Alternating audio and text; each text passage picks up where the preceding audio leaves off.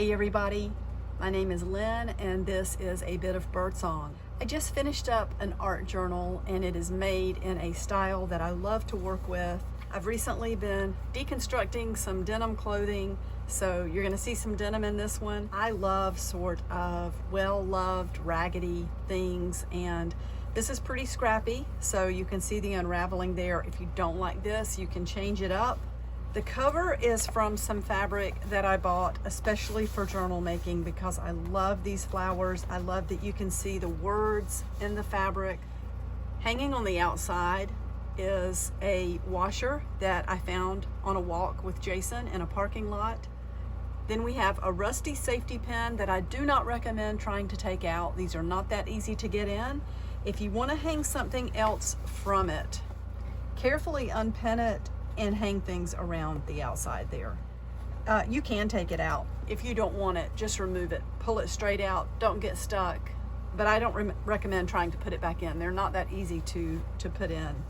There's my stamp on the back, birdsong, and then on the front we have some pretty botanical themed fabric with the owl, the deer, the mushroom, different floral elements, and there are some flower petals that are sewn to the front, little bit of bling in the center.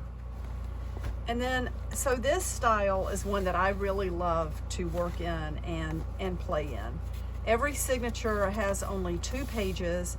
Each signature is made by taking 2 pieces of heavy or art watercolor paper and sewing them to a fabric strip, and then the fabric strips are sewn into this file folder fabric covered cover. That was a mouthful. You have a pocket here and then another pocket on top of that.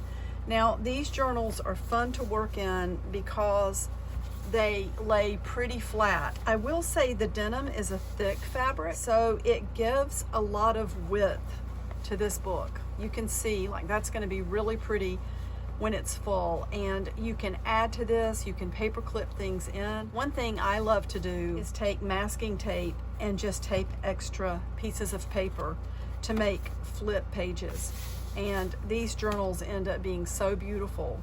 So there are 9 signatures. You can see a lot of this is really heavy paper. This is watercolor paper. Here is more heavy paper that came from my art desk and it has some staining on it. There's watercolor paper and more watercolor paper. Sometimes the pages in these journals can be a little bit eccentric, but I think I'm eccentric, so this journal just appeals to me so much. It's a one-of-a-kind sort of journal, and the more you add your own touch to it, the more different it becomes. There is some paper that was on my art desk. You can see all the staining, and I think I had written a quote down there when I was on the phone with a friend. So, and I don't know, some of you might remember this paper. Let's see, I think there's more of it in the back. There's watercolor paper.